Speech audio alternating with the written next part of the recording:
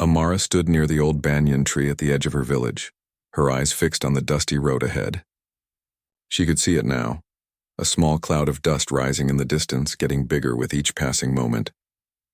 Her heart felt heavy, like someone had placed a stone inside her chest. She was 23 years old.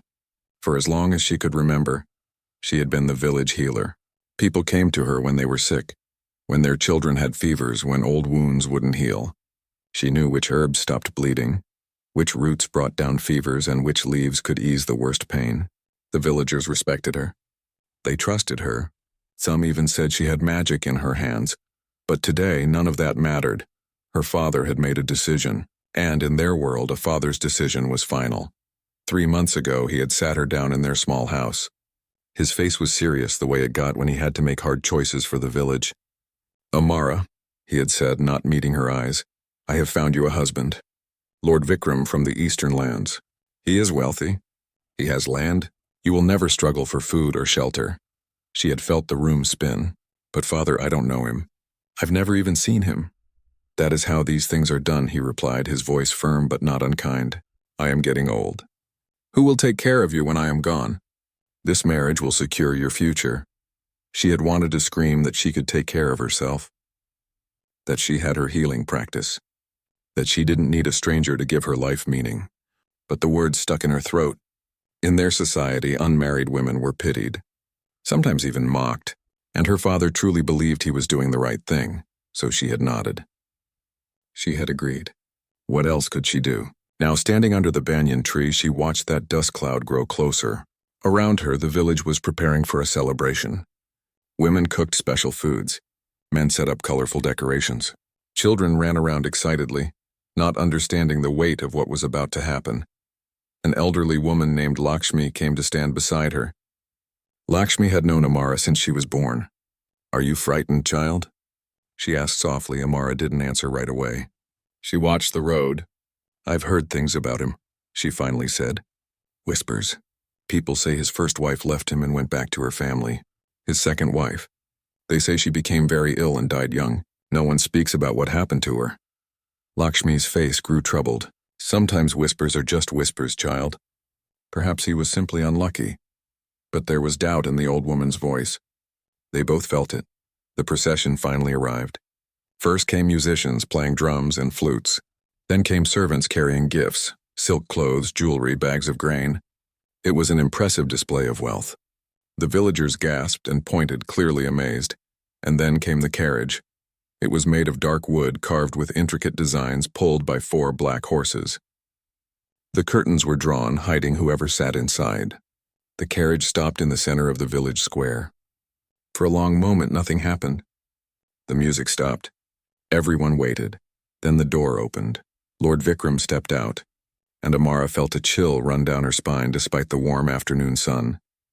He was tall, perhaps 40 years old, with sharp features and cold eyes that swept across the gathered villagers like he was counting livestock. His clothes were expensive, fine silk and gold embroidery, but something about the way he wore them felt wrong. Like he was a predator dressed in beautiful feathers. His eyes found her in the crowd. They didn't soften. They didn't warm. They just assessed, like she was an object he was considering purchasing. She felt her skin crawl under that gaze. Her father rushed forward, bowing low. "Lord Vikram, welcome. We are honored by your presence. This is my daughter, Amara." Vikram nodded once, barely acknowledging her father's words. "She will do," he said simply, as if commenting on the weather. That evening, they held the wedding ceremony. Amara went through the motions like she was in a dream, or maybe a nightmare. She wore the red bridal clothes. She stood beside this stranger and repeated the words the priest told her to say. She felt the weight of the Mangal Sutra, the marriage necklace, as Vikram placed it around her neck. It felt less like jewelry and more like a chain. The feast afterward was loud and cheerful. The villagers ate and drank and celebrated. They were happy for her, she realized. They truly believed this was a good thing. They saw the wealth, the gifts, the grand carriage. They thought she was lucky. Only a few people seemed worried. Lakshmi kept watching her with sad eyes. Her father looked relieved but also uncertain, like maybe he was starting to have doubts. And her childhood friend Ravi, who had always been kind to her, left the feast early. She saw him walk away with slumped shoulders, and she understood. He had cared for her, maybe even loved her, but he had never spoken up. Now it was too late. Throughout the feast, Vikram barely spoke to her. He sat in the place of honor, drinking wine, accepting congratulations from the village elders. When someone would ask him about his lands or his business, he would answer in short, clipped sentences. He smiled, but it never reached his eyes. Once, a small child accidentally bumped into a servant carrying Vikram's wine. A few drops spilled on Vikram's sleeve. The change in his face was instant and terrifying. His expression twisted with rage. He grabbed the servant by the collar and shook him violently, hissing words too low for others to hear. The servant's face went white with fear. The child started crying. Amara's father quickly intervened, apologizing profusely, offering to have the garment cleaned. Vikram released the servant and his smile returned, but Amara had seen the truth. Behind the wealth and the fine clothes was something dark, something dangerous. As the night wore on and the celebration continued around her, Amara felt like she was watching her own life slip away. Tomorrow she would leave this village. She would leave behind everything she knew, her home, her work, her friends, her father. She would go to live in a strange place with a man she didn't know and already feared. She looked around at the laughing faces, the dancing, the joy. To everyone else, this was a happy occasion, a cause for celebration, but Amara felt like she was attending her own funeral. And the worst part was that everyone expected her to smile. The journey to Vikram's estate took 3 long days. 3 days that felt like 3 years to Amara. She traveled in the same ornate carriage that had brought Vikram to her village, but she traveled alone. Vikram rode on horseback ahead of the carriage, surrounded by his guards and servants. He didn't speak to her, didn't check on her. It was as if he had already forgotten about her now that the wedding was done. Through the small carriage window, Amara watched the familiar landscapes of her home disappear behind her. The green fields where she had gathered healing herbs. The river where she had played as a child. The distant mountains that had always marked the edge of her world. All of it faded away, replaced by unfamiliar territory. On the first night, they stopped at a roadside inn. A servant girl, no more than 16 years old, came to help Amara to her room. The girl's hands trembled as she poured water for washing. She kept her eyes down, never meeting Amara's gaze. "What is your name?" Amara asked gently. The girl flinched at the question, as if kindness itself was suspicious. "Devi, my lady," she whispered. "You don't need to be afraid of me, Devi." The girl's eyes flickered up for just a moment, and Amara saw something in them. Pity mixed with fear. "It's not you I'm afraid of, my lady," Devi said quietly, then quickly left the room as if she had said too much. That night, Amara barely slept. She could hear Vikram in the room next door shouting at someone. A servant had apparently brought him the wrong kind of wine. The sound of something breaking, maybe a glass, maybe furniture, echoed through the thin walls. A man's voice apologized over and over, terrified. Then silence. The next morning, Amara saw that same servant. He had a fresh bruise on his face. When their eyes met, he looked away quickly and hurried past. The second day of travel was worse. It rained heavily, turning the roads to mud. The carriage moved slowly, rocking back and forth. Amara felt sick to her stomach, though she wasn't sure if it was from the motion or from the growing dread in her heart. When they stopped for a meal, she overheard 2 of the guards talking. They didn't know she was nearby, hidden behind the carriage. "Poor thing," one guard said. "She seems nice enough. Not like the last one." "The last one was nice too at first," the other replied, "before the master broke her spirit. Remember how she used to sing? By the end, she never made a sound. Think this one will last longer? Does it matter? He'll find another when he's done with this one." Amara pressed her hand against her mouth to keep from gasping. She felt cold all over despite the warm summer rain. What had she gotten into? What kind of man had her father given her to? On the 3rd day, they finally arrived at Vikram's estate. Amara had expected something impressive based on his wealth, and the property didn't disappoint, at least not visually. The mansion was huge, built of white stone with tall pillars and beautiful gardens. Fountains splashed in the courtyard. Peacocks wandered the grounds. It looked like a palace from a storybook, but something was wrong. The servants who came out to greet them moved like shadows, quick, silent, always watching. They bowed low when Vikram passed, their eyes on the ground. The head servant, an old man with a bent back, welcomed them with formal words, but his voice was flat, empty of any real emotion. "Show my wife to her chambers," Vikram ordered, not even looking at Amara. "I have business to attend to," and just like that he walked away. No welcome, no kind words, nothing. Devi appeared again to guide Amara through the mansion. As they walked through the halls, Amara noticed more troubling things. The servants' quarters were cramped and dark. Several servants had visible scars or injuries. The beautiful mansion felt less like a home and more like a beautiful cage. Devi led her to a large bedroom on the second floor. It was decorated with expensive furniture and silk curtains, but it felt cold somehow. Empty. "This will be your room, my lady," Devi said, still not meeting her eyes. "Just mine? Nope, shared with my husband. The master has his own chambers. He calls for his wives when he wishes to see them." The way Devi said wives, plural, made Amara's blood run cold. As Devi turned to leave, Amara reached out and gently touched her arm. "Please," she said softly. "I can see you're afraid. I can see everyone here is afraid. I need to understand what's happening. What kind of place is this?"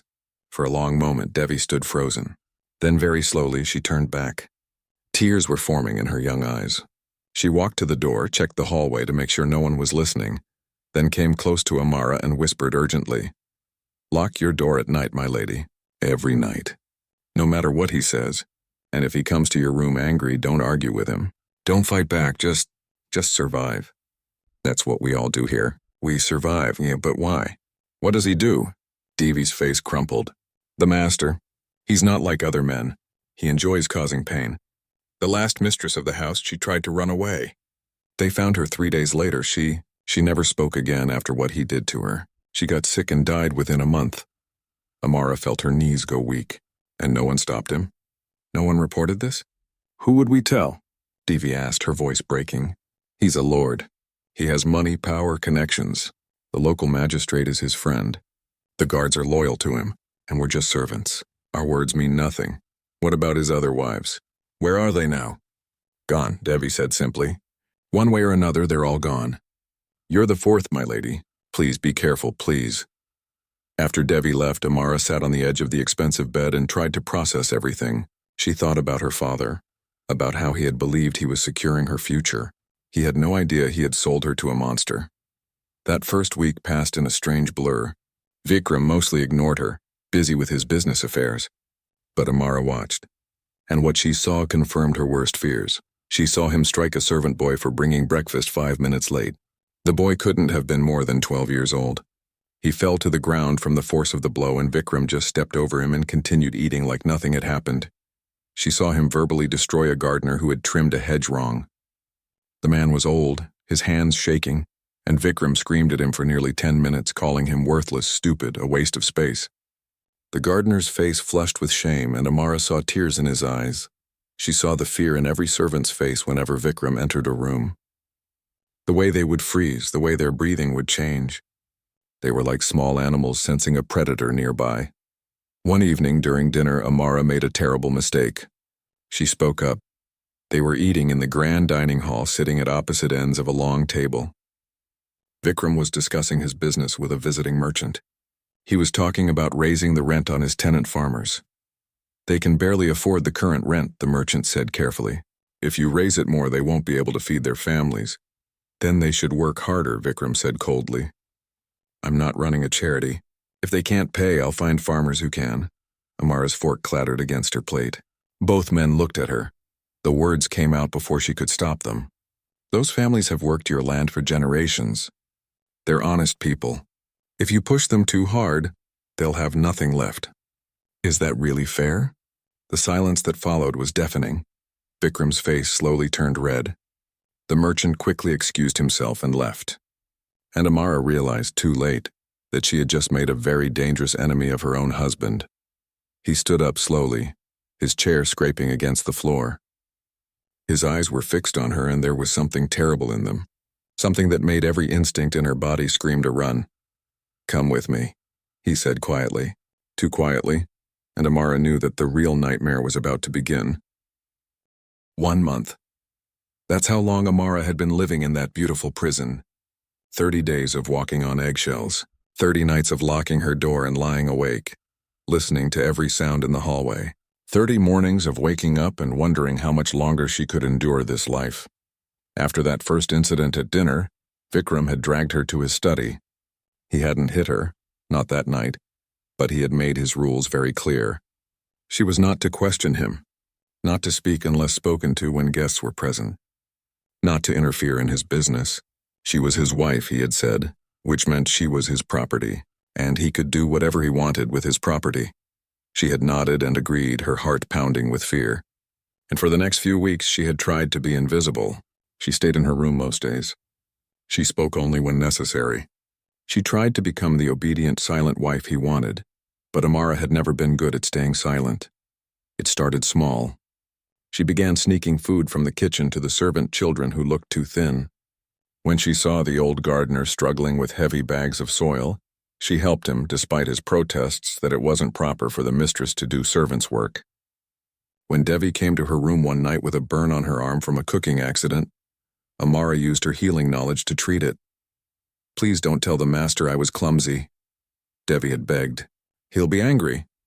"You weren't clumsy," Amara had said firmly. "Accidents happen, and I won't tell him anything." Word spread quietly among the servants that the new mistress was kind, that she was different from the master. They began to trust her just a little. They would smile at her when Vikram wasn't looking. They would warn her when he was in a particularly foul mood. They became her allies in that hostile house. But this only made things worse with Vikram. He noticed that the servants seemed less afraid when Amara was around. He noticed that she was developing relationships with them, and he hated it. To him, servants were meant to be invisible, interchangeable. The fact that his wife treated them like human beings felt like a personal insult. The breaking point came on a Thursday afternoon. Vikram was in his study, meeting with several local landowners. Amara was in the garden gathering herbs. She had found a small plot where she could grow the medicinal plants she knew so well. It was the only thing in this whole estate that brought her any peace. She was kneeling by the rosemary plants when she heard raised voices from the study. The windows were open, and the sound carried clearly across the garden. She tried not to listen, it was none of her business, but the words were hard to ignore. "The farmers are starving," one man was saying. "You've taken so much from them already. If you take more, some of them will die." "That's not my problem," Vikram's voice replied. "I need money to expand my business. They should be grateful they're allowed to work my land at all." "But Vikram, be reasonable." I am being reasonable. They're peasants. They exist to serve people like us. If they can't handle the work, they're worthless." Amara's hands clenched in the soil. She thought about the farmers in her own village. How hard they worked. How they had always shared their harvest with those who had less. How they had treated her with respect and kindness her whole life. Before she could stop herself, she was on her feet and walking toward the study. Devi saw her and gasped. "My lady, no." "Don't," but Amara was already at the study door. She knocked firmly. "What?" Vikram's angry voice barked from inside. She opened the door. All the men turned to look at her. Vikram's face immediately darkened with fury at the interruption. "Forgive me," she said, her voice calmer than she felt. "I couldn't help but overhear. And I have to say something. Leave. Now." Vikram's voice was ice. "Those farmers you're talking about, they're people. They have families, children. They're not just sources of income. If you push them past their limits, you're not being a good landlord. You're being cruel." The other men in the room looked shocked. No one spoke to Vikram this way, especially not his wife. Vikram stood slowly. "Gentlemen," he said, his voice terrifyingly calm. "Please excuse us. My wife and I need to have a private conversation about respect and boundaries." The landowners couldn't leave fast enough. They practically ran from the room, avoiding eye contact with both Vikram and Amara. The last one closed the door behind him with a soft click that sounded like a death sentence. For a long moment, Vikram just stared at her. His jaw was clenched so tight she could see the muscles twitching. His hands were balled into fists at his sides. "How dare you," he finally said, his voice low and dangerous. "How dare you embarrass me in front of my associates? I wasn't trying to embarrass you. I was trying to— I don't care what you were trying to do." He took a step toward her. "You're my wife. That means you do what I say. You speak when I allow it." You think what I tell you to think. Something inside Amara snapped. Maybe it was the month of fear. Maybe it was the memory of who she used to be, the respected healer, the independent woman. Maybe it was just that she couldn't take one more second of being treated like she didn't matter. I'm your wife, she said, her voice shaking but strong. I'm not your slave. I'm not your property. I'm a person. Vikram's face went purple with rage. He crossed the room in 3 long strides, backing her against the wall. He was so close she could smell the wine on his breath, see the fury in his eyes.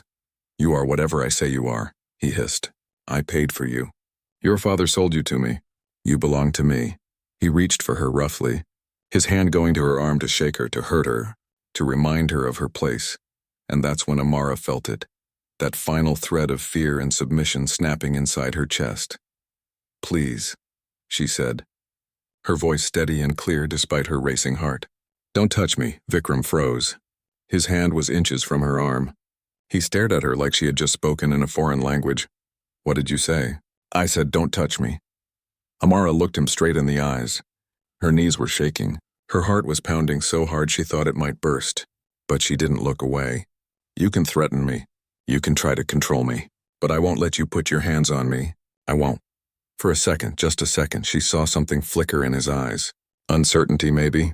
Or shock that someone was finally standing up to him. Then his expression twisted into something even more terrifying than anger.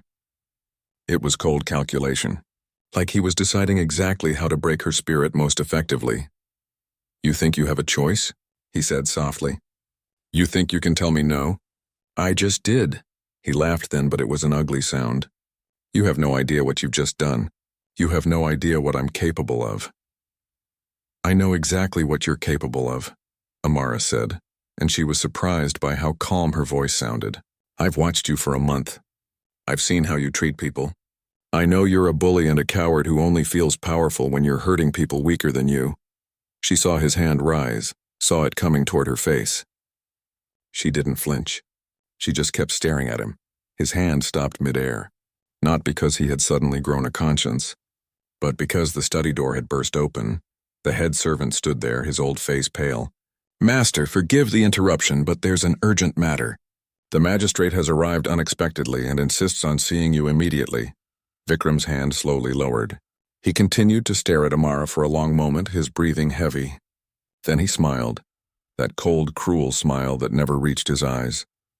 We'll continue this conversation later, he said quietly. And trust me, wife, you will learn your place. One way or another. He turned and walked out, shoving past the old servant. The moment he was gone, Amara's legs gave out. She slid down the wall and sat on the floor, shaking all over. The old servant quickly closed the door and knelt beside her. My lady, you must leave this house, he whispered urgently. Tonight, if possible. What you just did, he won't forgive it. He'll make you pay. Please, I've seen what he does to people who defy him. But Amara shook her head. I have nowhere to go. If I go back to my village, he'll just come get me. I'm his wife. The law is on his side, then you need help. Real help? Do you have anyone? Anyone at all who might protect you? Amara's mind raced. And then suddenly she thought of someone she hadn't thought about in years. A memory from her childhood. His name was Kale. They had grown up together in the village. He had been her best friend, her protector when older kids bullied her, her companion on adventures through the forest. But when they were 16, he had left. He said he wanted to do something important with his life. He wanted to help people who couldn't help themselves. He had joined a group of warriors, not soldiers exactly, but protectors. People who defended those who had no one else. The last she had heard years ago, his group had grown. Some said they were now 300 strong. But that was just a rumor. And she had no idea where Kale was now, or even if he was still alive. The chances that he would remember her after all these years were slim. The chances that he would help were even slimmer. But it was the only chance she had. There might be someone, she said slowly. But I need to get a message out. Without Vikram knowing. The old servant's eyes met hers. In them she saw understanding. And something else. Determination. I know someone in the village, he said quietly. Someone who can carry messages discreetly. But if this fails, if the master finds out, he'll punish you too. I know, you don't have to help me. The night Amara sent the letter, she couldn't sleep at all. She lay in her bed staring at the ceiling, replaying everything in her mind. The old servant had taken her message and disappeared into the darkness hours ago. By now he could have been caught. The letter could have been discovered. Vikram could know everything. Every creak of the old house made her heart jump. Every footstep in the hallway made her sit up, ready to face whatever was coming. But the night passed slowly and quietly. Too quietly.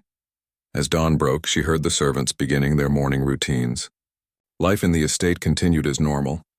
Maybe that was a good sign. Or maybe it meant nothing at all. At breakfast, Vikram acted as if nothing had happened between them.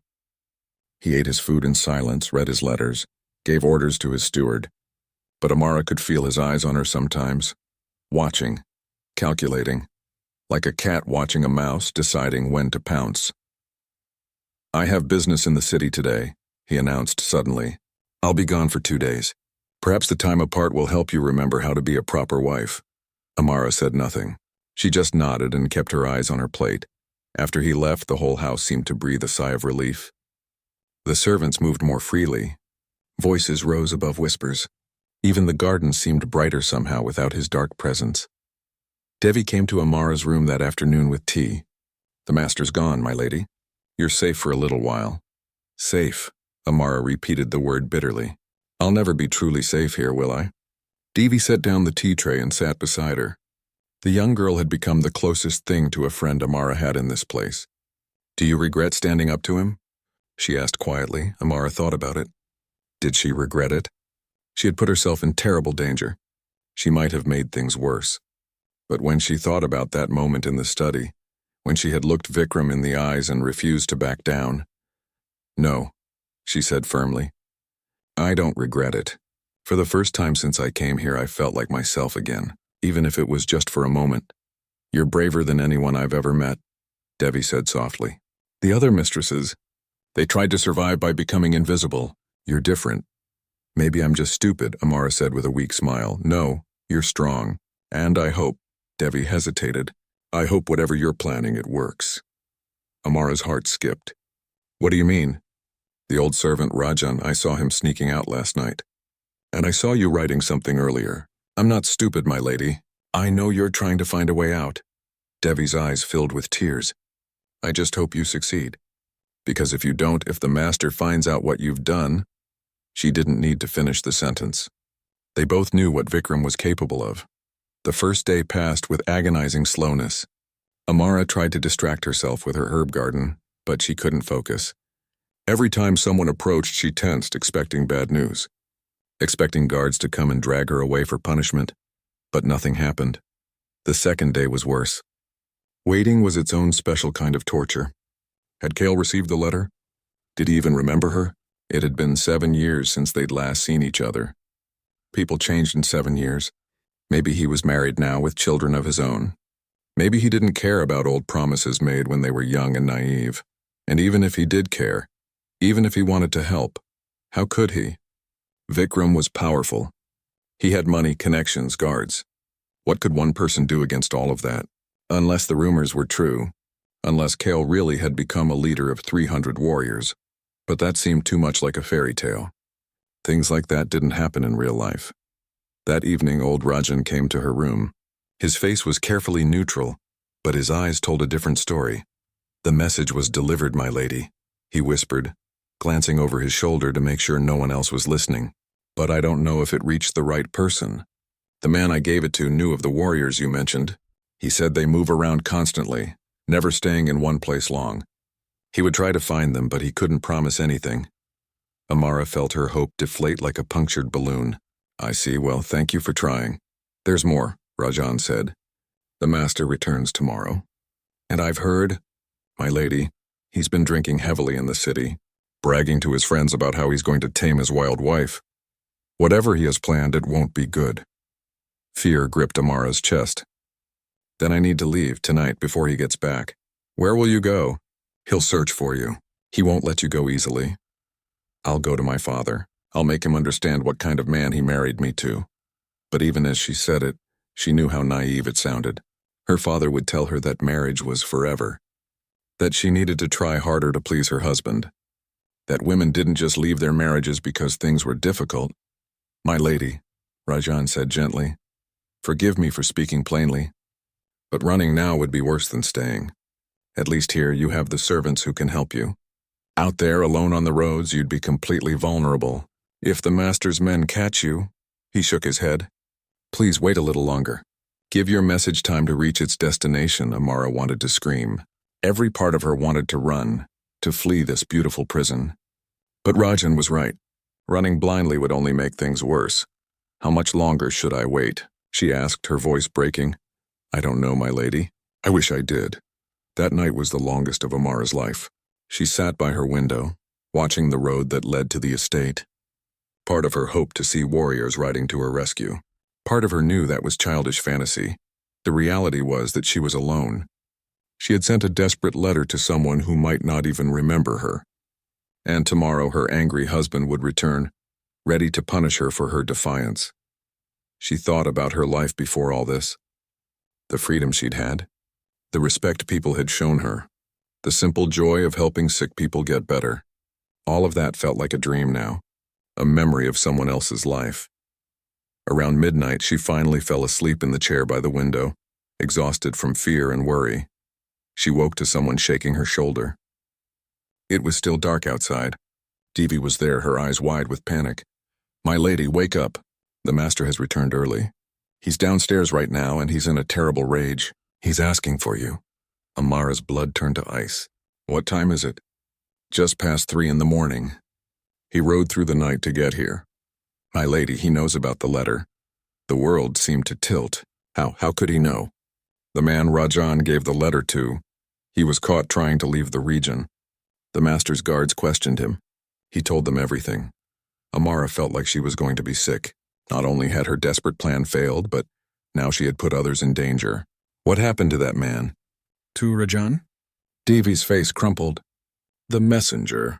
He's dead, my lady. And Rajan, she sobbed. The master had him beaten. He's alive, but barely. Guilt and horror washed over Amara. An innocent man was dead because of her. Rajan, who had tried to help her, was suffering because of her. Where is Vikram now? In the main hall. He's been drinking. Devi couldn't finish the sentence. She didn't need to. Amara stood on shaking legs. I have to face him. I can't hide. My lady, please, there must be another way. There isn't. Amara took Devi's hands. Thank you for being kind to me. Thank you for being my friend. No matter what happens, don't try to help me. I don't want anyone else getting hurt because of me. She walked out of her room and down the grand staircase. With each step, she felt like she was walking to her own execution. But she kept her back straight and her head high. The main hall was lit with dozens of candles, making grotesque shadows dance on the walls.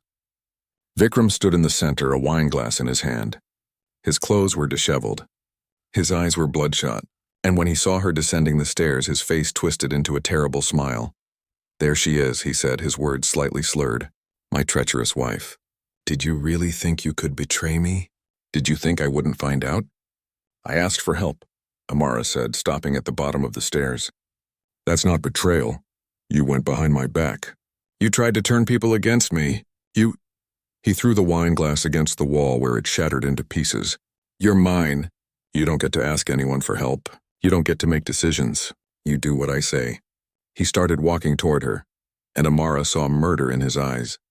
But then from somewhere outside came a sound. Distant at first, then growing louder. The thunder of hoofbeats. Many hoofbeats. Vikram stopped, his head turning toward the door. What is that? The head guard burst into the hall, his face pale. My lord, there are riders approaching. Hundreds of them. They're surrounding the estate. What? Who dares? But before he could finish, the sound of a horn cut through the air. Long and clear and somehow ancient. It was a sound that spoke of justice, of protection, of warriors who had come to set things right. Amara's heart began to pound, but this time not with fear. With hope. Vikram ran to the window and tore open the curtains. The first light of dawn was breaking over the horizon, and silhouetted against the rising sun were warriors. Dozens of them. Maybe hundreds, on horseback in perfect formation, their armor gleaming. It's not possible, Vikram whispered. It's not. But it was. The letter had reached its destination after all, and Kale had answered her call. The sun was just starting to paint the sky with shades of orange and pink when Amara heard the sound that would change everything. At first it was distant, a rumble like thunder, but the sky was clear. Then it grew louder, rhythmic, purposeful. The unmistakable sound of horses, many horses, moving together in formation. She was still standing in the main hall, facing Vikram, when the estate's alarm bells began to ring. The sound was panicked, desperate, something the servants only used in emergencies. Vikram's face, which had been twisted with drunken rage just moments before, suddenly went pale. "What's happening?" he demanded, turning to his guards. "Why are the bells ringing?" One of the guards ran in from outside, nearly tripping in his haste. "My lord, there are riders coming from the east." "How many?" I don't know, my lord. Too many to count quickly. They're in formation. Military formation." Vikram rushed to the large window overlooking the estate grounds. Amara followed, her heart pounding so hard she could hear it in her ears. She barely dared to hope. And then she saw them. The horizon was filled with warriors on horseback. Row after row of them, perfectly organized, moving with the precision of a trained army. Even in the dim early morning light, she could see the gleam of their armor, the proud way they sat on their horses, the banners flying above them showing a symbol she vaguely remembered, a shield with a lotus flower, the mark of the protectors. "How many are there?" Vikram whispered, his voice shaking. The guard who had run in swallowed hard. "Our scouts counted at least 300, my lord. Maybe more." 300. The rumor had been true. "What do they want?" Vikram demanded. "Why are they here?" But Amara knew. Oh, she knew. Her letter had reached Kale, and he hadn't just come himself. He had brought his entire force. The warriors stopped about 100 yards from the main gate. They made no aggressive moves, but their sheer presence was intimidating. 300 armed warriors at dawn was a message in itself. Then one rider separated from the formation and moved forward. He rode a black horse and sat tall in the saddle. Even from a distance, even after 7 years, Amara recognized him. Kale. He had changed. He was no longer the lanky teenage boy she'd known. He was a man now, broad-shouldered and confident. His face had the weathered look of someone who'd spent years outdoors, traveling, fighting. But his eyes, even from here, she could tell they had the same kindness they'd always had. He stopped his horse just outside the gate and raised his voice. It carried clearly across the grounds. "I am Kale, commander of the Protectors. We seek Amara, daughter of Elder Rajan of the Western Village. We have received word that she is held here against her will and subjected to cruelty." Vikram's face went from pale to red. "Against her will? She's my wife. This is my property. You have no right." "My lord," one of his advisors said urgently, "perhaps we should be careful. These are the Protectors. They're not common bandits. They have the respect of many territories if you offend them." "I don't care who they are," Vikram snarled. But Amara could hear the fear underneath his anger. He was used to being the biggest threat in any room. Now, he was facing 300. Trained warriors, and all his money and connections suddenly didn't seem like much. Outside, Kale continued speaking. "We mean no harm to this household. We simply wish to speak with Amara and ensure she is safe and here of her own free will. If she is content and wishes to stay, we will leave peacefully." "And if she wants to leave?" Vikram shouted from the window. "Then we will ensure she is able to do so safely," Kale replied calmly. "This is not a raid. This is not an attack. We are protectors, not conquerors. We honor the old laws, the laws that say no person should be held in a place where they are harmed." The servants had all gathered now, peeking from windows and doorways. Amara saw hope in their eyes. They had lived in fear for so long, and now here were people who actually cared about justice. Vikram turned from the window to face Amara. His expression was complex, anger, fear, calculation all mixed together. "This is your doing," he hissed. "You sent for them." "I sent a letter to an old friend," Amara said, her voice stronger than she felt. I told him the truth about what happens in this house. You lied to him. You made me sound like a monster. I told him the truth, Amara repeated. That's all. Vikram looked like he wanted to strike her, but he was too aware of the 300 pairs of eyes that might be watching. Instead, he grabbed her arm, not hard enough to leave a mark, but firm enough to hurt. You're going to go out there and tell them you're fine. Tell them you want to stay. Send them away. No. What did you say? Amara pulled her arm from his grasp. I said no. I'm done lying. I'm done pretending. I'm done being afraid. You stupid woman. Do you know what you're throwing away? Wealth. Security, a place in society. You call this security? Amara laughed, but it was a bitter sound. I've been a prisoner here. Every servant in this house lives in terror. You hurt people because you can, because it makes you feel powerful. That's not a life. It's a nightmare. If you leave with them, you'll have nothing. You'll be a divorced woman, shamed, rejected by society. Maybe, Amara said, but I'll be free. And I'll be able to sleep at night knowing I'm not supporting your cruelty anymore. Outside, Kale's voice rang out again. We request a response. May we speak with Amara or not? Vikram was shaking with rage, but he was trapped.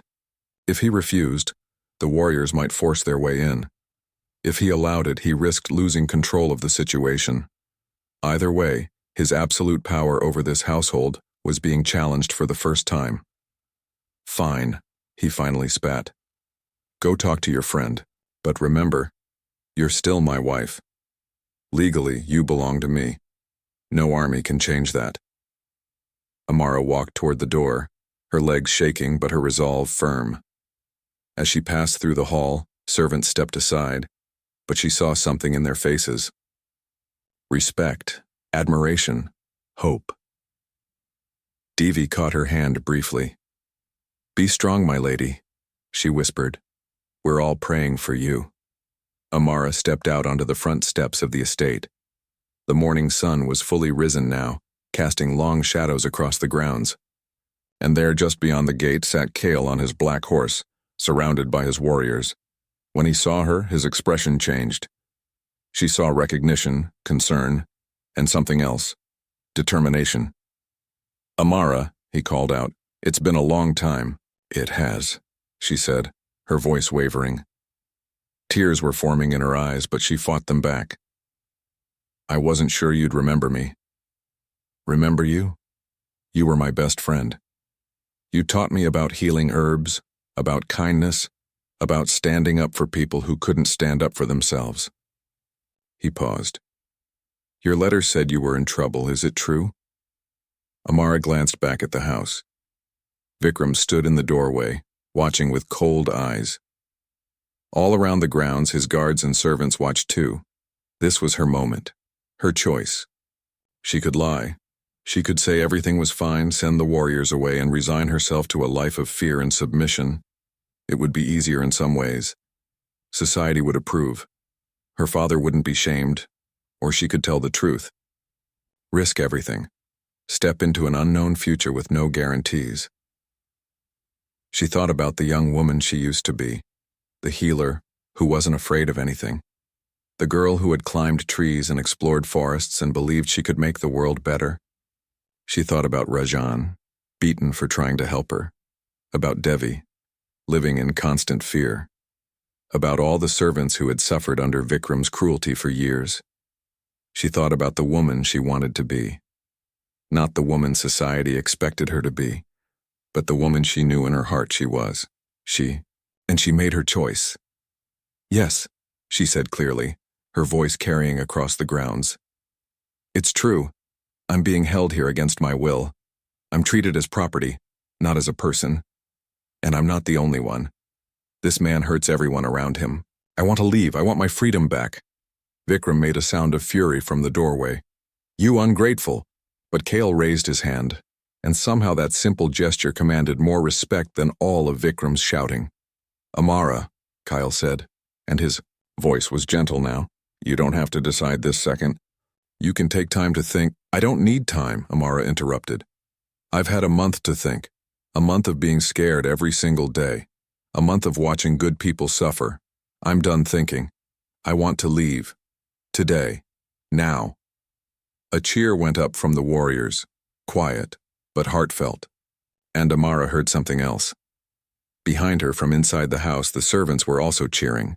Quietly, carefully, but cheering nonetheless. Kyle dismounted from his horse and walked to the gate. He looked at Amara with such compassion that she finally let the tears fall. "Then you're coming with us," he said simply. "Pack whatever you want to bring, we'll wait." "You can't do this," Vikram shouted. "She's my wife, this is kidnapping." "This is rescue," Kyle corrected calmly.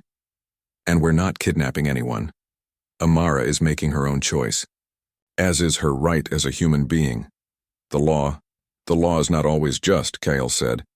"That's why the protectors exist, to stand between the powerful and the powerless, to give voice to those who have been silenced." Vikram's face was purple with rage. He turned to his guards. "Stop her, she's not leaving." But the guards didn't move.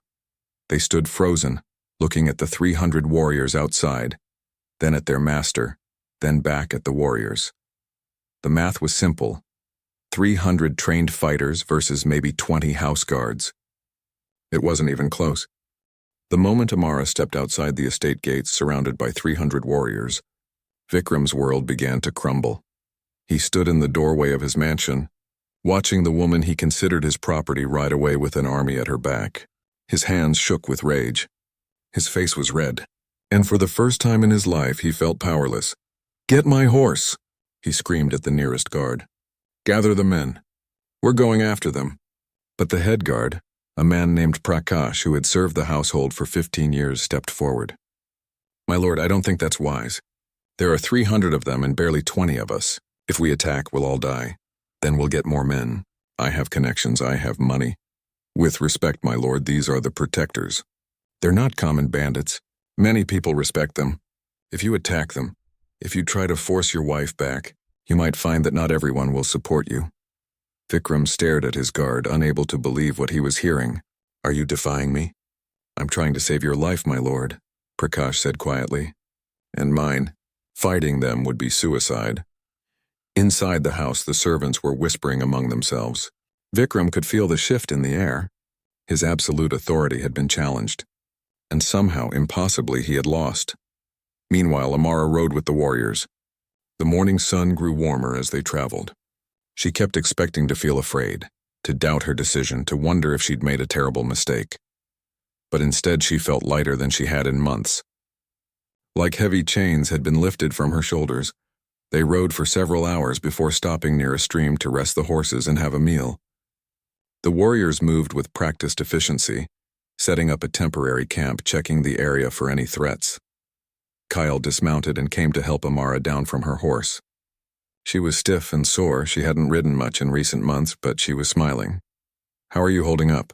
he asked. "Better than I expected," she admitted. "I keep thinking I should feel guilty or scared, but mostly I just feel free." "That's good." Kyle gestured to a spot under a large tree where someone had laid out a blanket. "Come sit. We need to talk about what happens next." As they sat, other warriors came to introduce themselves. There was Priya, a woman warrior with kind eyes and a scar across her cheek. There was old Gopal, who had been with the protectors since the beginning. There was young Arjun, barely 20, who looked at Amara like she was a hero. "What you did was brave," Priya said, sitting down beside them. "Most people in your situation would have just accepted their fate." "I almost did," Amara said honestly. "If I hadn't remembered Kale, if I hadn't thought I might have helped, I don't know what I would have done." "But you did ask for help," Gopal pointed out. "That takes courage too. Many people suffer in silence because they're too proud or too scared to reach out." Kale cleared his throat. "Amara, we need to discuss your situation legally. Technically, you're still married to Vikram. In the eyes of the law, he has rights over you." Amara's heart sank. "So I'll have to go back?" "No," Kyle said firmly. "You're not going back. But we need to be smart about this. Vikram has money and connections. He could cause problems." "What kind of problems?" "He could report you as a runaway wife. He could try to get the local authorities to force you back. He could even hire mercenaries to try to take you by force." So I'm not really free after all, Amara said bitterly. You're free from him, Priya corrected. But yes, the legal situation is complicated. That's why we're going to take you somewhere safe while we figure out the next steps. Where? We have a settlement, Kale explained. It's hidden in the mountains about 3 days' ride from here. People come there when they need protection. Survivors of abuse, people running from unjust situations, those who need a new start. You'll be safe there while we work on getting your marriage annulled. Annulled? Is that possible? It can be, Gopal said. Especially if we can prove the marriage was arranged without your true consent, or that you were subjected to cruelty. We have contacts, judges who are sympathetic to our cause, lawyers who work with us. It won't be easy, but it's possible. Amara felt hope rising again. And until then? Until then, you're under our protection, Kyle said. No one can touch you. That's our promise. They ate a simple meal of bread, cheese, and dried fruit. As they ate, Amara learned more about the protectors and how they operated. The organization had started small, Kale explained. Just a few friends who wanted to help people. But word had spread. People who had been helped would tell others. Good fighters who were tired of serving corrupt lords would join. Now they were 300 strong with supporters in many territories. We're not an army, Kale said. We don't conquer or invade. We protect. We intervene when we see injustice. We give voice to the voiceless. Like me, Amara said softly. Like many people, Priya added. You'd be surprised how many situations are like yours. Forced marriages, cruel employers, corrupt officials. The law doesn't always protect the vulnerable. So we do. As the afternoon wore on, they prepared to continue their journey. But before they could mount up, a rider appeared on the road behind them. The warriors instantly formed a protective circle around Amara, weapons ready. But as the rider came closer, they saw it was just one man, elderly, unarmed. He was dressed in the clothes of a merchant. He approached slowly, hands raised to show he meant no harm. Please, he called out. I come with a message from Lord Vikram. Kale stepped forward. What message? The merchant fumbled with a sealed letter and held it out. Kyle took it, broke the seal, and read. His expression darkened with each line. What does it say? Amara asked. Kale looked up, his jaw tight with anger. He's threatening us. He says if we don't return you immediately, he'll report us to the authorities as kidnappers. He says he'll use all his influence to have us arrested and executed. He says no matter where we go, he'll find us. The merchant cleared his throat nervously. My lord also wanted me to give the lady a personal message. He says if she returns now, he'll forgive this transgression. But if she doesn't, he'll make sure she regrets it for the rest of her life. Silence fell over the group. All eyes turned to Amara. She stood up, walked over to Kale, and took the letter from his hands. She read it herself, seeing Vikram's threats written in his own handwriting. Each word was designed to intimidate, to scare her into submission. Then she did something that surprised everyone, including herself. She laughed. Is something funny, my lady? The merchant asked, confused. Yes, actually, Amara said, still laughing. This letter. These threats? They're exactly what I would expect from a man like Vikram. He thinks he can control people through fear. He thinks threats and intimidation are power. She walked up to the merchant and handed him back the letter. Tell Lord Vikram that I received his message. Tell him I understand his threats, and tell him that I don't care. The merchant's eyes widened. My lady, you don't understand. Lord Vikram is a powerful man. He can do nothing, Amara interrupted. He's just a bully, and bullies only have power when people are too afraid to stand up to them. Well, I'm not afraid anymore. I stood in his house and told him not to touch me. And now I have 300 warriors standing with me. So no, I'm not going back. Not today, not ever. She turned to the merchant, her voice softening slightly. I know you're just delivering a message. You're not my enemy. But please tell Vikram exactly what I said. Tell him that his threats are empty. Tell him that I choose freedom over fear. The merchant nodded shakily and turned his horse around, riding back the way he came. As he disappeared into the distance, Priya let out a low whistle. That was impressive. That was dangerous, Gopal said, but he was smiling. You've just made a powerful enemy even angrier. He was already my enemy, Amara pointed out. At least now he knows I won't be intimidated. Cal looked at her with new respect. You've changed since we were kids. You used to be so quiet, so cautious. I had to be, Amara said. Women in our society are taught to be quiet, to be obedient, to never challenge authority, especially male authority. But you know what? I'm done with that. Staying quiet almost got me killed. Speaking up saved my life. They continued their journey through the afternoon. As they traveled, Amara noticed more people joining their group. At first, it was just a woman from a nearby village who had heard about what happened. She approached timidly, asking if the protectors could help her too. Her husband beat her, and she had nowhere to go. Priya immediately welcomed her, gave her a horse, and brought her into the protected circle. Then it was a young man whose employer refused to pay him for months of work. Then two sisters fleeing an arranged marriage to an old man they'd never met. Word was spreading somehow, traveling faster than the horses could ride.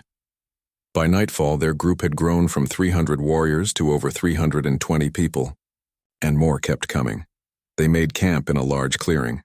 As cooking fires were lit and tents were raised, Amara walked among the new arrivals. She listened to their stories. She offered what comfort she could, and she realized something profound. Her story wasn't unique. There were countless others suffering in silence, trapped in situations they saw no way out of. But now, because she had spoken up, others were finding their courage too. An elderly woman approached her as the stars came out. "Thank you," she said simply. 3 days after Amara's escape, the news had spread across the entire region. People whispered about it in marketplaces. They talked about it over evening meals. The story changed with each telling, becoming almost legendary. A young woman had stood up to a powerful lord. An army had come to rescue her. She had chosen freedom over wealth and security. Some people admired her courage. Others criticized her for abandoning her marriage. But everyone was talking about it. In Vikram's estate, things had changed dramatically. The servants walked with straighter backs. They whispered among themselves. Something had shifted when they saw Amara leave. If she could stand up to the master, maybe they didn't have to live in constant fear either. Vikram noticed the change, and it made him even angrier. He had lost control, not just of his wife, but of his entire household. His authority was crumbling. He spent those 3 days drinking and plotting. He sent messages to powerful friends calling in favors. He contacted the regional magistrate, demanding that action be taken against the protectors. He even considered hiring mercenaries to track down Amara and bring her back by force. But each plan ran into the same problem. The protectors were too well known, too respected. Attacking them would make him look like the villain. And deep down, even in his rage, Vikram understood that public opinion had turned against him. Meanwhile, Amara was discovering what real freedom felt like. The journey to the protectors' settlement took them through mountains and forests she had never seen before. Each day brought new landscapes, new experiences, new conversations with people who treated her as an equal, not as property. On the second night of travel, they stopped at a small village. The villagers came out to meet the protectors, bringing food and supplies. An old woman approached Amara. "You're the one, aren't you?" she asked. "The one who escaped from Lord Vikram?" Amara nodded hesitantly, not sure what to expect. The old woman smiled and took her hands. "Bless you, child. My daughter was married to a cruel man 5 years ago. She suffered in silence until she couldn't take it anymore. She took her own life rather than continue living in that hell. When I heard what you did, how you chose to fight instead of accepting your fate, it gave me hope that things might change, that other women might find the courage to escape before it's too late." Amara felt tears streaming down her face. She had been so focused on her own situation that she hadn't fully realized how her choice might affect others. But here was proof that even small acts of courage could ripple outward, creating waves of change. That night, as they sat around the campfire, Kale told her more about how the protectors worked. "We started 7 years ago," he said. "Just 5 of us who were tired of watching powerful people hurt those who couldn't fight back. We helped a few people, word spread, and others joined us. Now we're an organization. We have settlements where people can rebuild their lives. We have allies in many territories. We're not perfect, but we're making a difference." "How do you decide who to help?" Amara asked. "Anyone who asks," Priya answered. "We don't judge. We don't pick and choose based on who deserves help more. If someone is suffering and reaches out to us, we respond." "But you can't help everyone," Amara said. "There must be thousands of people in bad situations." "You're right," Kyle admitted. "We can't save everyone, but we can save some, and those people can inspire others. Change happens slowly, one person at a time. You choosing freedom over fear, that's already inspiring others to do the same. On the morning of the third day, they finally arrived at the settlement. It was hidden in a valley between two mountains, accessible only by a narrow pass that was easy to defend. As they rode through the pass, Amara gasped at what she saw. The valley was beautiful. A river ran through its center. Fields of crops stretched across the flatlands. There were houses, simple but sturdy, arranged in neat rows. Children played in the streets. People worked in gardens and workshops. It looked like a thriving village, but there was something different about it. Everyone here had a story. Everyone had come from somewhere else, fleeing some injustice, and everyone had found a new home, a new purpose. "Welcome to Freedom Valley," Cal said with a smile. "This is where people start over." They rode into the settlement and were greeted by dozens of people.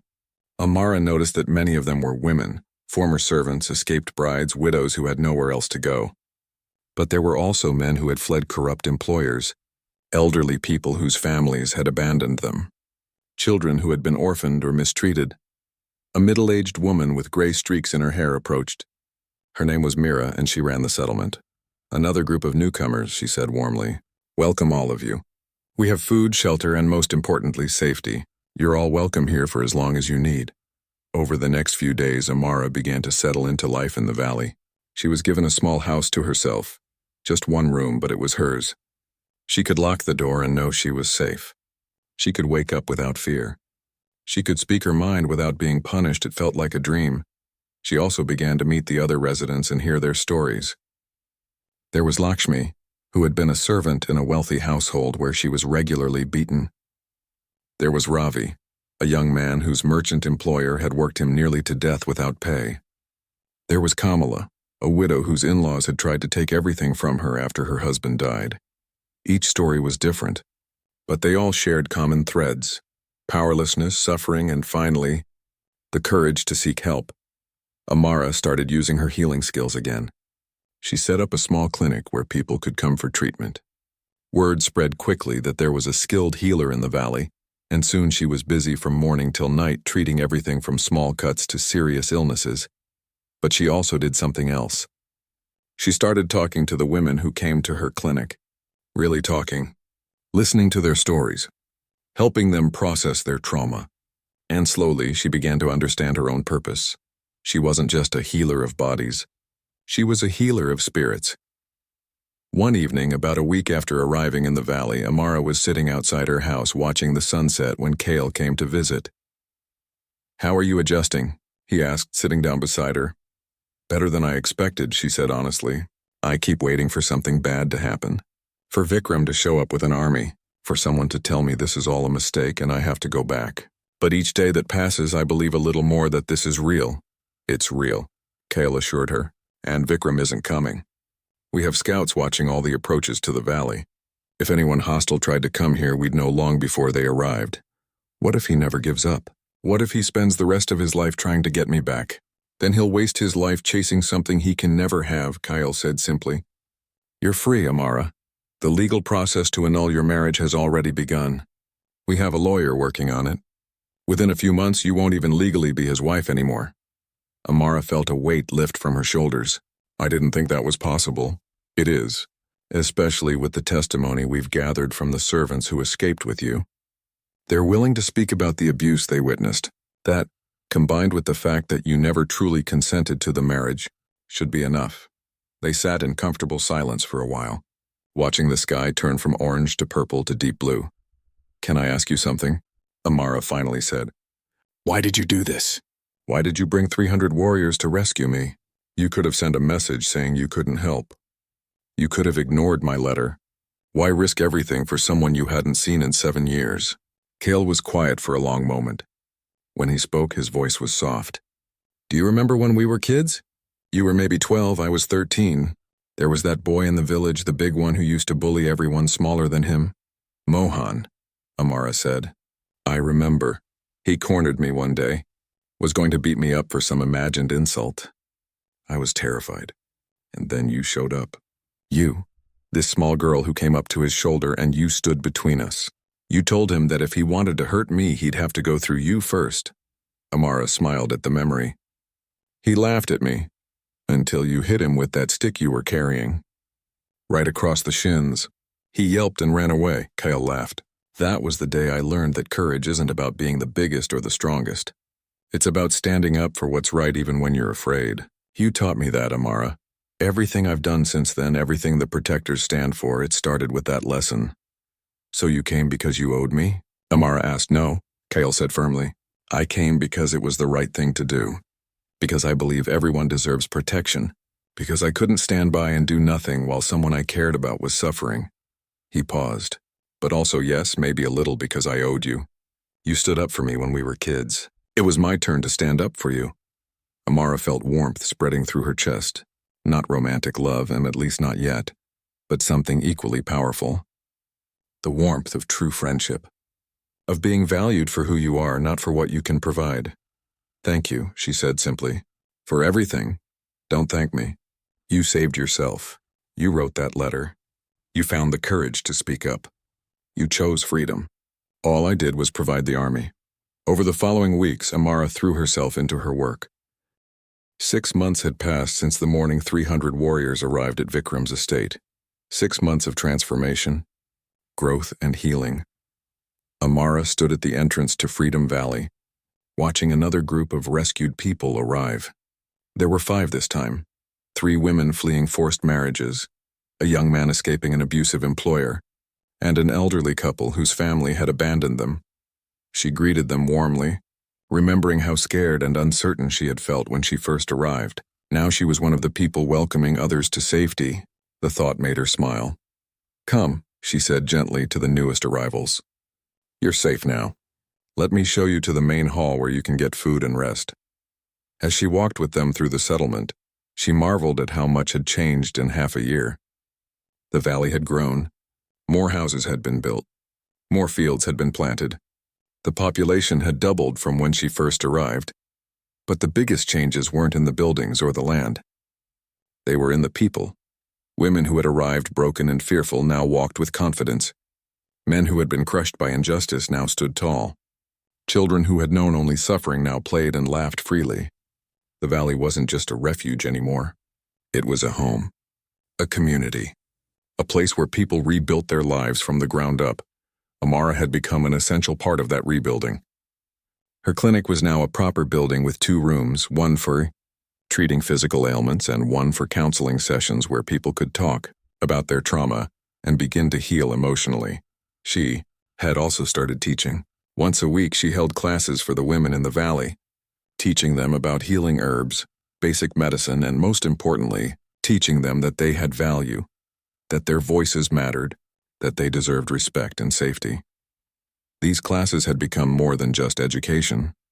They had become a gathering place where women shared their stories, supported each other, and found strength in community. One afternoon, Amara was preparing herbs when Priya came to her clinic. I have news, Priya said, her face serious but her eyes excited. The legal papers came through. Your marriage to Vikram has been officially annulled. Amara felt like she couldn't breathe. Really, it's done? It's done. You're no longer his wife. In the eyes of the law, you're a free woman. Completely free. Amara sat down slowly, overwhelmed by emotion. She had expected this. The lawyers had told her it was just a matter of time, but actually hearing it, knowing it was real. How? She asked. How did they manage it? The testimonies from the servants who escaped with you made a difference, and Priya explained. They documented the abuse, the fear, the control. Combined with the fact that you never truly consented to the marriage in the first place, the judge ruled in our favor. Vikram tried to fight it, of course. He hired expensive lawyers, called in favors, but in the end, the evidence was too strong, so he can't come after me anymore. Legally, he has no claim on you. If he tries anything now, he'll be breaking the law. Priya smiled. You won, Amara. You're truly free. That evening, the entire settlement celebrated. It wasn't just about Amara's annulment, though that was part of it. It was about what it represented, that the system could work, that justice was possible, that powerful people couldn't always get away with cruelty. As the celebration continued around her, Amara found herself standing apart for a moment, just watching. She saw Kale laughing with some of the warriors. She saw Mira dancing with the children. She saw the newcomers, still nervous, slowly beginning to smile and relax. And she thought about the journey that had brought her here.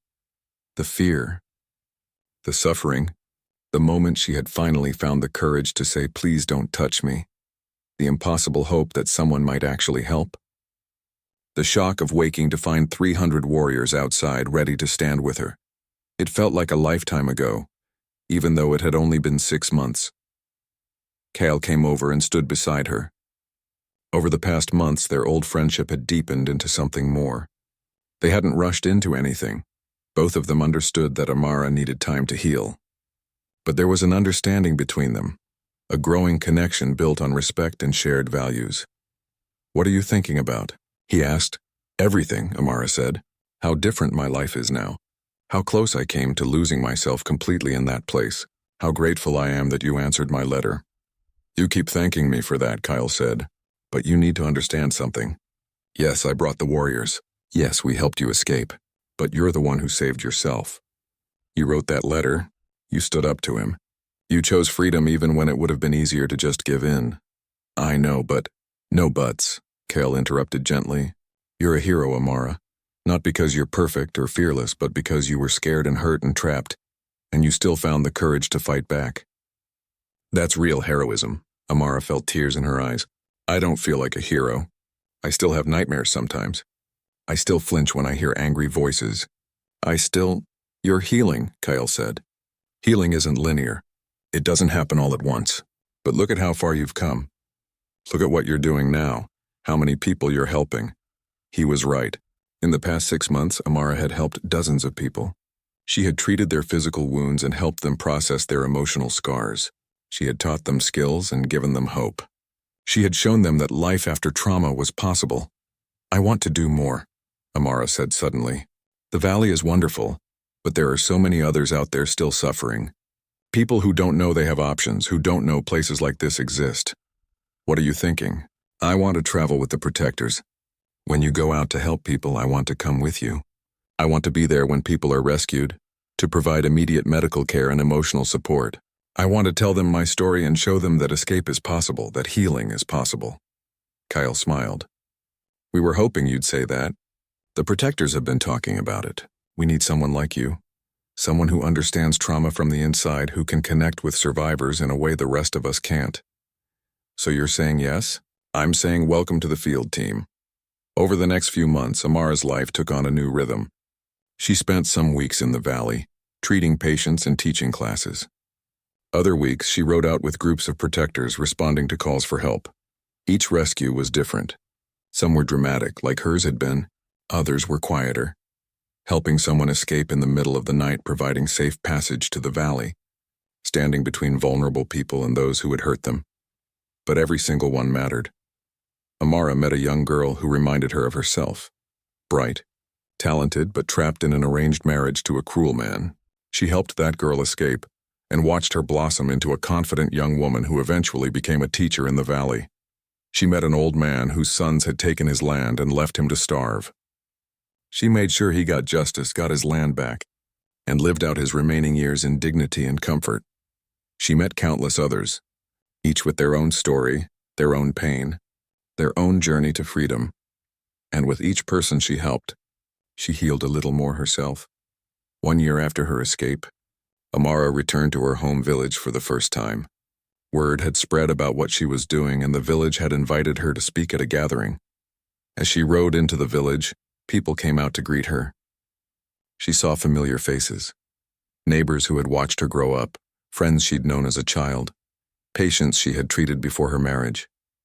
Her father was there too, tears streaming down his face. Over the past year, they had exchanged letters regularly. Their relationship was still healing, still cautious, but it was growing stronger. That evening, the entire village gathered in the central square. Amara stood before them, more nervous than she had been in months. "I'm not here to lecture you," she began. "I'm just here to tell you my story and maybe plant a seed of hope for anyone who needs it." She told them everything. About the arranged marriage, about Vikram's cruelty, about the fear and powerlessness she had felt, about the moment she had said, "Please don't touch me," and wondered if anyone in the world would care. "The next day," she said, 300 warriors arrived. Not because I deserved rescue more than anyone else. Not because I was special or important. But because I asked for help. And there were people who believed everyone deserves protection. She told them about the valley, about the protectors, about the community of survivors who were building new lives. I know what some of you are thinking, she continued. You're thinking that I got lucky, that not everyone has a friend who leads an army. And you're right. But here's what I learned. You don't need an army. You just need courage. The courage to speak up, to ask for help, to refuse to accept suffering as inevitable. She looked around at the crowd, seeing women especially listening intently. If any of you are in situations where you're being hurt, where you're afraid, where you feel trapped, please know that you have options. There are people who will help you. The protectors are one option, but there are others. Speak to someone you trust. Reach out. Don't suffer in silence. After her speech, several women approached her privately. They shared their own stories of difficulty, of struggles they'd never spoken about before. Some asked for advice. Others just needed someone to listen. One young woman, maybe 19 years old,